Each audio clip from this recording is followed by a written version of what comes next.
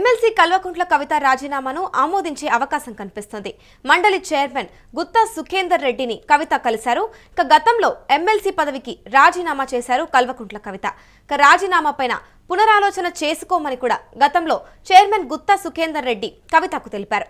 BRS party నుంచి కవితను suspend చేశారు కేసీఆర్. ఇంకా విషయం అందరికీ తెలిసిందే. ప్రస్తుతం అయితే కవిత సస్పెన్షన్ పైన ఆమోదం తెలిపే అవకాశం కూడా కనిపిస్తుంది.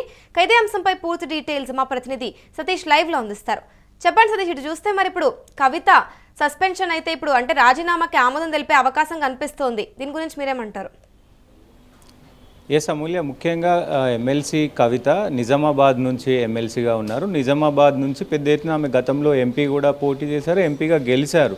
సో ఏదైతే 2018లో ఓడిపోయిన తర్వాత ఎమ్మెల్సీ ఇచ్చి ఎమ్మెల్సీలో కొనసాగుతూ ఉన్నారు. సో ఏదైతే బీఆర్ఎస్ పార్టీకి సంబంధించి ఆమె జైలుకు వెళ్ళి వచ్చిన తర్వాత బీఆర్ఎస్ పార్టీ నుంచి నన్ను కొంతమంది కావాలని టార్గెట్ చేస్తున్నారు. బీఆర్ఎస్ నాయకులు ఏదైతే హరీష్ రావు కావచ్చు, ఇంకా కొంతమంది అందరూ హరీష్ రావుకు సంబంధించిన అందరూ కూడా నన్ను టార్గెట్ చేసి నన్ను కావాలని ఇది చేస్తున్నారు అంటూ పెద్ద ఎత్తున పార్టీలో ఆమె మాట్లాడడం, పార్టీకి అంటే పార్టీ ఏదైతే కార్యాచరణ ఉంటుందో దానికి కొంచెం ఇబ్బందికరంగా ఉంది అని చెప్పి కూడా చెప్పిన పరిస్థితులు ఉన్నాయి. దాని తర్వాత 2-3 సార్లు ఇలాగే కామెంట్ చేయడం కేటీఆర్ పైన, హరీష్ రావు పైన, ముఖ్య నాయకుల పైన ఏదైతే కేసీఆర్ మంచోడే కానీ కేసీఆర్ చుట్టూ దయ్యాలు ఉన్నాయంటూ కూడా పెద్ద ఎత్తున ఆమె కామెంట్స్ చేయడం, ఇవన్నీ నేపథ్యంలో బీఆర్ఎస్ పార్టీ నుంచి సస్పెండ్ చేశారు. ఈ సస్పెన్షన్ వెనుక కూడా దాదాపు ఆమె కన్నీళ్లు పెట్టుకున్న పరిస్థితులు కనబడుతున్నాయి అమ్ములే. ఎందుకంటే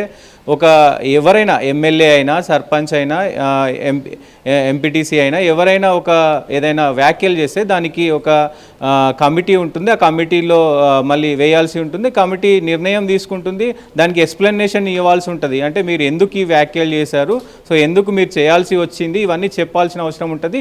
పార్టీ కూడా అడిగే అవకాశం ఉంటుంది. కానీ ఎక్కడ కూడా బీఆర్ఎస్ పార్టీ కవిత వ్యాఖ్యలు ఎందుకు చేశారని అడగలేదు. డైరెక్ట్గా సస్పెండ్ చేయడాన్ని ఆమె జీర్ణించుకోలేకపోయింది.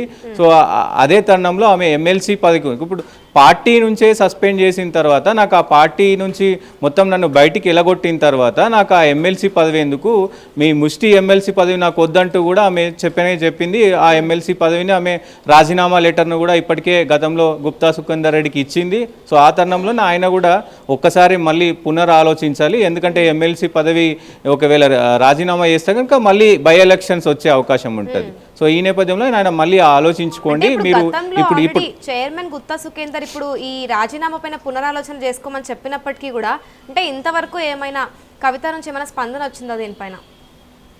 ఏం లేదు. ఎందుకంటే ఒక్కసారి నేను పార్టీ నుంచి బయటికి వచ్చాను. పార్టీ నుంచి బయటికి వచ్చిన తర్వాత నాకు ఆ పదవి అంటే బీఆర్ఎస్ పార్టీ ఇచ్చినటువంటి పదవి నాకు అక్కర్లేదు. నేను ప్రజలలో ఉంటాను, ప్రజలతోటే పోరాడతాను, ప్రజల సమస్యల పైన నేను పోరాడతాను. ఒకవేళ పార్టీ పెట్టినా పెట్టకపోయినా నేను ప్రజల గురించి పోరాడతానంటూ కూడా ఆమె చెప్తా పరిస్థితులు కనబడుతూ ఉన్నాయి. ముఖ్యంగా ఈరోజు ఇప్పుడు ప్రజెంట్ అయితే ఆమె మీటింగ్లో ఉన్నారు, కీలక విషయాలు డిస్కస్ చేస్తూ ఉన్నారు. ఒకవేళ ఎమ్మెల్సీ కనుక రాజీనామా ఆమోదం తెలిపితే మరి ఎలక్షన్స్ ఏంటి దానిపైన చర్చ జరుపుతూ ఉన్నారు.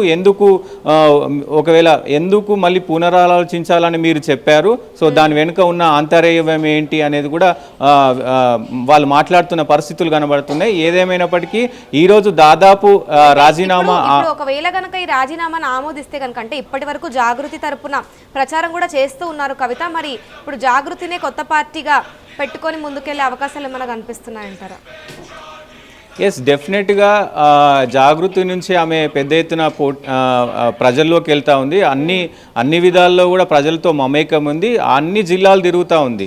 అటు సింగరేణి కార్మికులు కావచ్చు, మొత్తం ఏదైతే ఈ డ్యాములకు సంబంధించి కావచ్చు, మొత్తం తెలంగాణ మొత్తంలో 10 జిల్లాలతో పాటు అన్ని జిల్లాలకు కూడా ఆమె తిరుగుతూ ఉంది. ప్రజల సమస్యల పైన పోరాడుతూ ఉన్నారు, ప్రజల సమస్యలను తెలుసుకుంటూ ఉంది.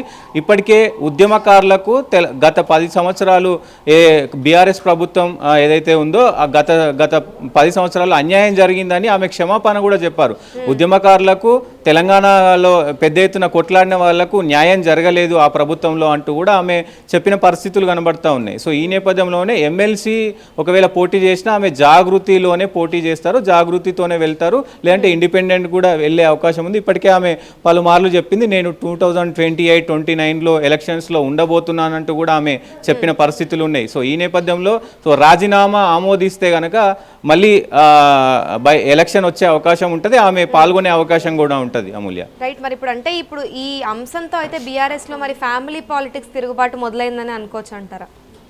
డెఫినెట్గా 2025లోనే పలు వ్యాఖ్యలు చేయడం కావచ్చు బీఆర్ఎస్ను చీల్చి చెండాడుతుంది. కాంగ్రెస్ కంటే ఎక్కువ ఏదైతే ఇప్పుడు గవర్నమెంట్లో ఉన్న కాంగ్రెస్ కంటే ఎక్కువ విమర్శలు కూడా బీఆర్ఎస్ ప్రభుత్వం పైన కవిత దాడి చేస్తూ ఉంది.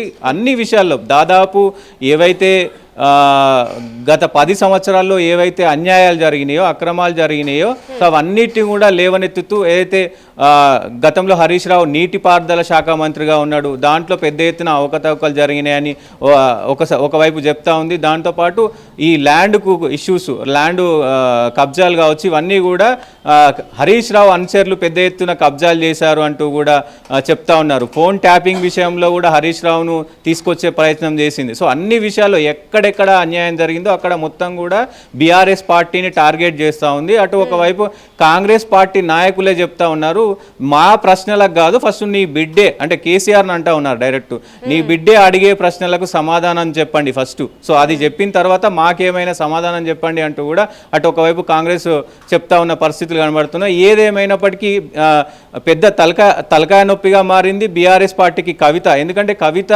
కేసీఆర్ కంటే మొండి, కేసీఆర్ కంటే వ్యూహాత్మకంగా వ్యవహరిస్తుంది. ఎందుకంటే ఎవరైతే రాజకీయ నాయకులకు ఉండాల్సినటువంటి లక్షణాలన్నీ కూడా కవితలో ఉన్నాయంటూ కూడా ఇప్పటికే చాలామంది తెలంగాణ నిపుణులు కావాలి వీళ్ళంతా చెప్తా ఉన్నారు. కేసీఆర్ తర్వాత అంత స్థాయి ఆలోచించే శక్తి కవితకు ఉంటుంది. సో ఆమె అదే రకంగా వ్యూహాలు పన్నుతుంది అంటూ కూడా చాలామంది చెప్తా ఉన్నారు. ఏదేమైనప్పటికీ కేసీఆర్ను ఎక్కడా తిట్టకుండా మిగతా ఏదైతే హరీష్ రావు, కేటీఆర్ను వీళ్ళందరినూ దూషిస్తూ అయితే ప్రస్తుతం ఉంది. ఇప్పుడు ఈ 2026లో ఇంకా అగ్రెసివ్గా వెళ్ళే అవకాశం ఉన్నట్లు కూడా తెలుస్తూ ఉంది. సో ఈరోజు ముఖ్యంగా రాజీనామా గనక ఒకవేళ ఆమోదం ఇస్తే సో మళ్ళీ ఎన్నికలు అయితే రాబోతా ఉన్నాయి. సో ఆమె మళ్ళీ నిజామాబాద్ నుంచి గనక రాజీనామా ఆమోదిస్తే గనక అంటే ఇప్పుడు ఈ ఖాళీ అయిన ఎమ్మెల్సీ సీట్ ఏదైతే ఉందో దాన్ని ఎవరు భర్తీ చేసే అవకాశం ఉందంటారు?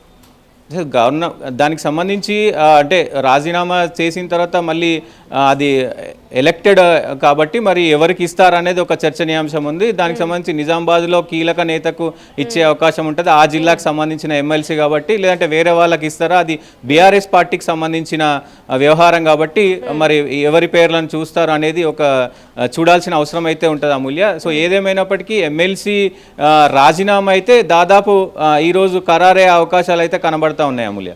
రైట్. అంటే ఇప్పుడు ఫైనల్ గా అంటే ఛాన్సెస్ ఎన్ని ఉన్నాయంటారు ఇప్పుడు మరి రాజీనామాను ఆమోదించే అవకాశం?